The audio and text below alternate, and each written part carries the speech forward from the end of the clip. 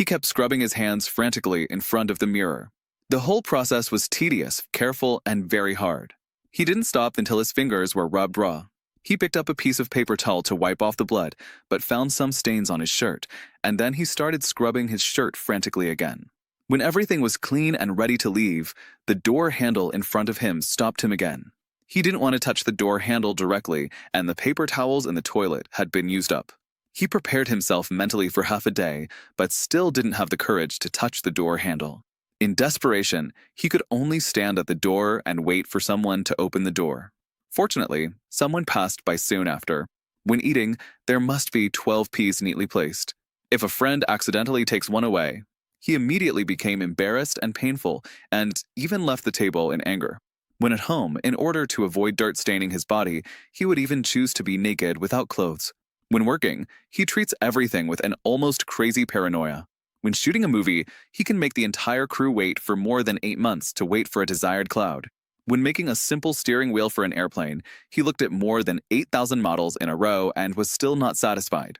When editing a new movie, he must control the details of every frame. He must personally test the test flight of a new airplane. He is the prototype of the American Iron Man, the legendary Hollywood director, oil tycoon, and aviation revolutionary Howard Hughes. Compared with Musk's relatively dull 5 love stories, Howard, who is the world's richest man at the age of 41, has dated as many as 164 Hollywood actresses, which is undoubtedly a dazzling and brilliant life. Howard has been rich since he was born in 1905.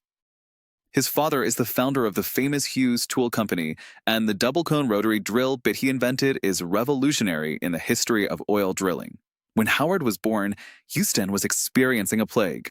His mother was very cautious and kept instilling in him every day that not paying attention to hygiene would lead to terrible consequences. She repeatedly warned Howard, "You are unsafe and need to be isolated." Howard's young heart was deeply afraid of germs. His mother would never have thought that her caring would cause Howard to have incurable obsessive-compulsive behavior throughout his life. Howard had 3 dreams as a child: to make the most ambitious movie, to build the fastest airplane, and to become the richest man in the world. At the age of 18, both of Howard's parents died of illness.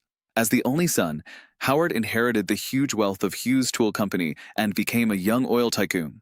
In theory, Howard could enjoy and indulge his life well if he had money and good looks and no one cared about him. But he still remembered his childhood dream. He was not interested in running an oil business and did not like going to school. So Howard dropped out of Rice University at the age of 19.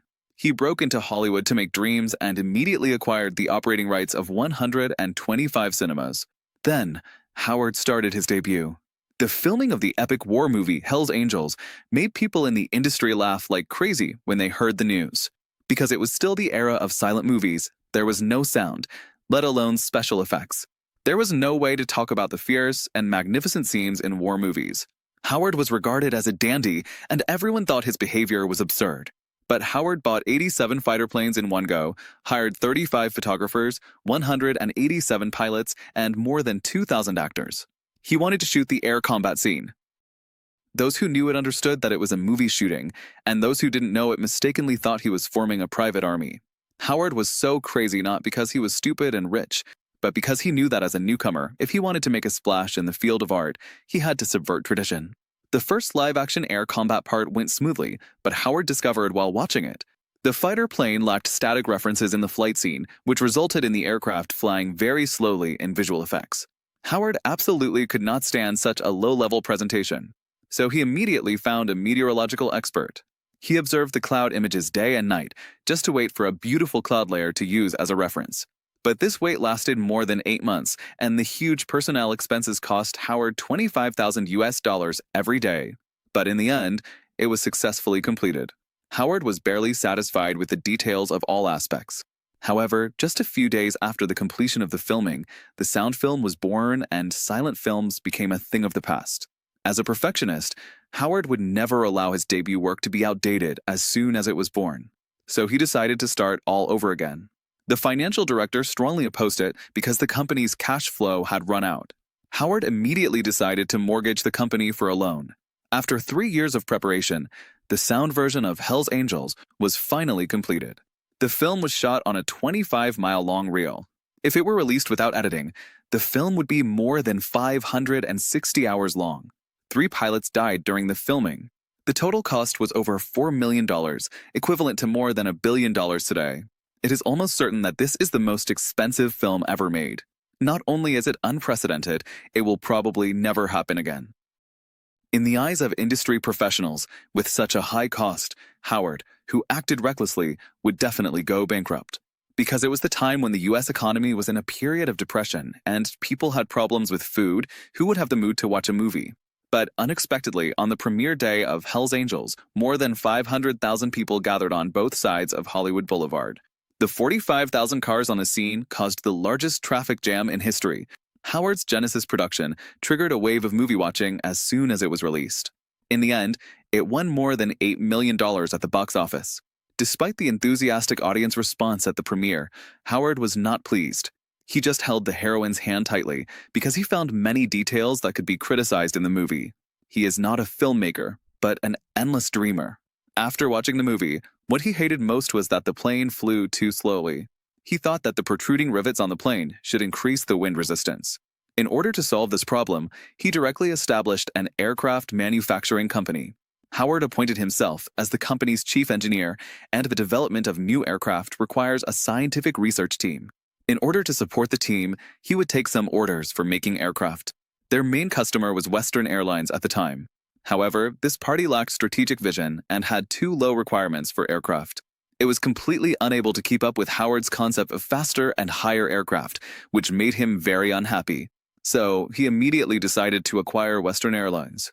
Now he has to be both Party A and Party B, and no one can restrict him from making aircraft. Howard personally drew the design drawings and discussed details with engineers day and night. Soon after, Howard finally built a smooth-looking plane without protruding rivets. In order to test the performance of the plane, Howard decided to test it himself. Yes, he was still a very good pilot. In order to reduce the weight of the plane as much as possible, the engineers only added enough fuel to the plane to fly 2 laps. That means it will land after 2 laps, and Howard agreed. But when he got on the plane, he forgot everything. He was not satisfied with the first and second laps. So he took the risk and started the 3rd lap directly, and this time he finally flew at a speed of 352 miles per hour. He also successfully broke the fastest flight record at the time. However, before he was ready to land, the fuel ran out and the power was lost. Then he fell headfirst. At the critical moment, Howard pulled the plane hard and finally completed a dangerous emergency landing in a farmland. When the staff arrived, he was smoking calmly next to the plane. Then Howard also flew around the world in his plane. And it took only 4 days, 3 days faster than the world record holder at the time. After this battle, Howard's name resounded throughout the United States, and he was awarded the National Emblem Medal. At the same time, Howard also pursued Hollywood actress Katharine Hepburn. Howard drove his own plane and landed in front of Katharine in a strong manner. However, Katharine was also a very successful woman at this time, and he was not easily won over. After that, Howard completely became Katharine's follower and acted completely according to her interests. Talking about movies with her is like playing golf with her. However, these are also what other people can give. Until this night, Howard pulled Katharine onto his plane and handed the steering wheel directly to her. This surprised Katharine, who likes excitement, and she quickly learned to fly a plane. In addition, the two also found that they had a lot in common.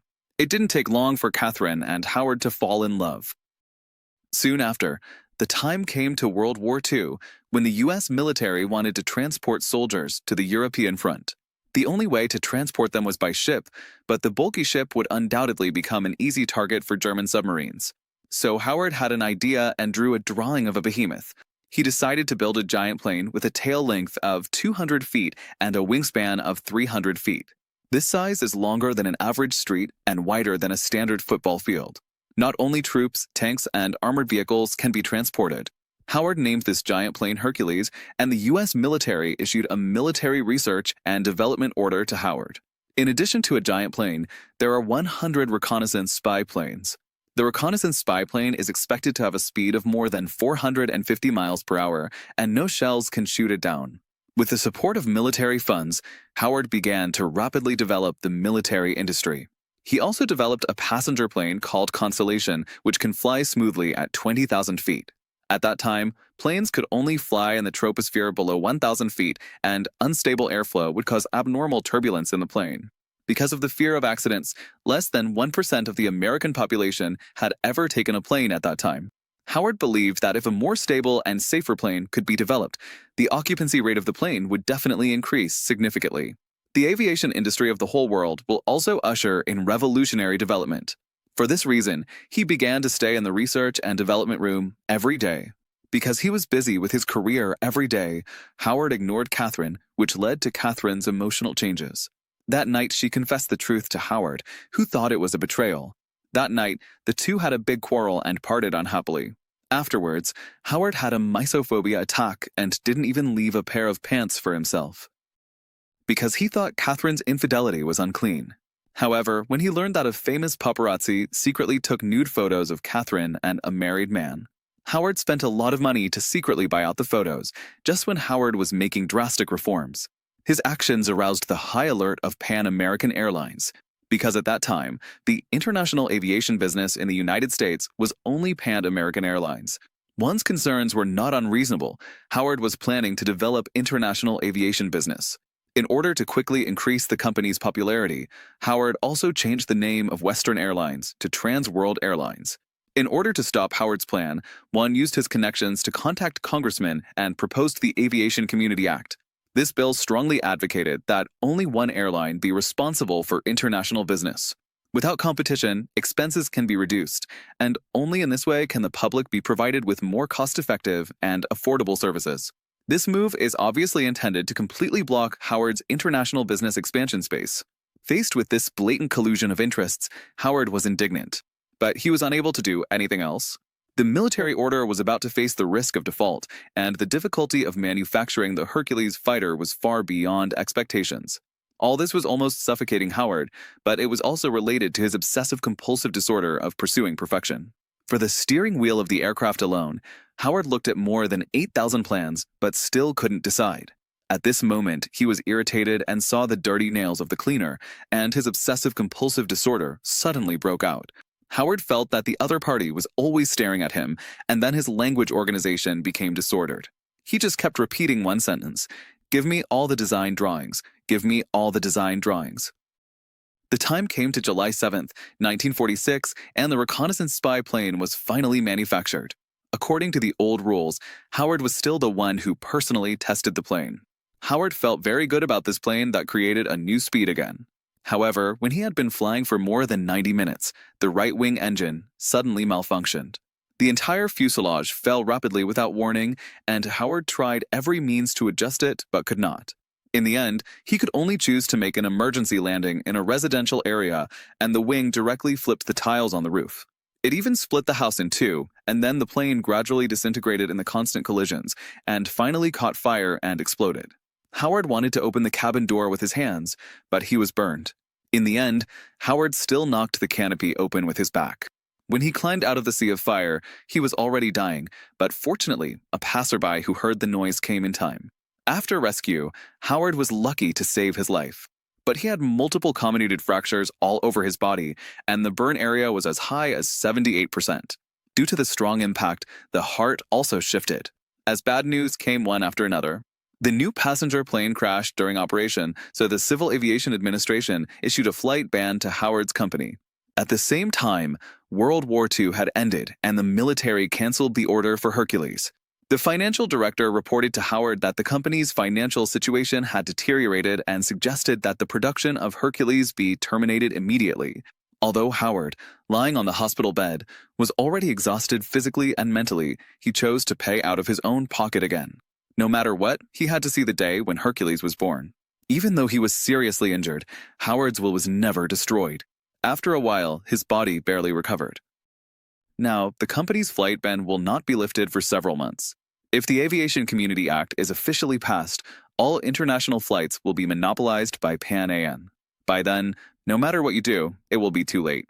Therefore, the best option at the moment is to complete the development of Hercules as soon as possible to seize the last chance.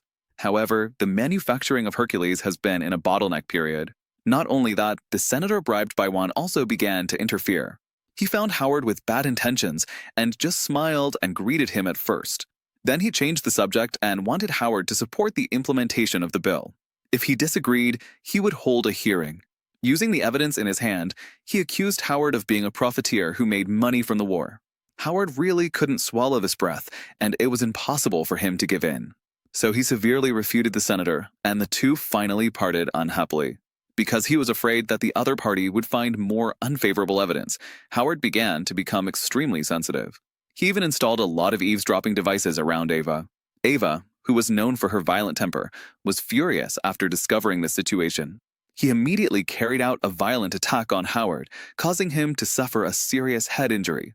Not long after, the senator held a press conference. He claimed that Howard had made a lot of money from the government during the war. The Senate accused Howard of being a profiteer who made money from the war. All kinds of doubts from the outside world put unprecedented pressure on Howard. Under the blessing of obsessive-compulsive disorder, he locked himself in the room.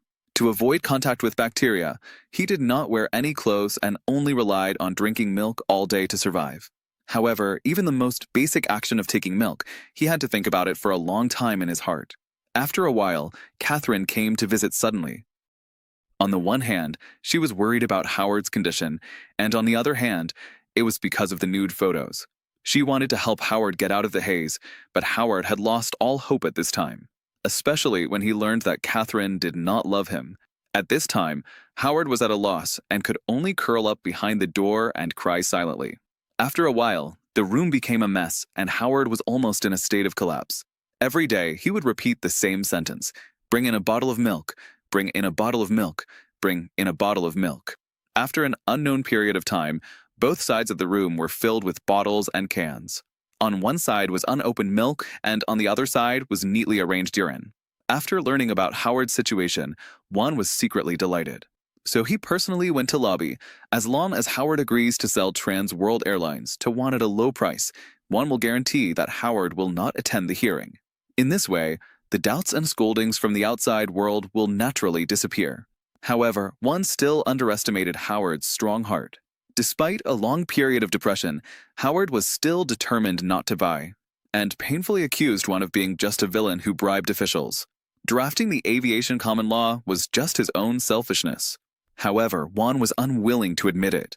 While blowing smoke into the projection room through the keyhole, he proudly said that even if Howard disagreed now, the hearing could also prove the fact that Trans World Airlines was bankrupt. By then, Howard would have nothing.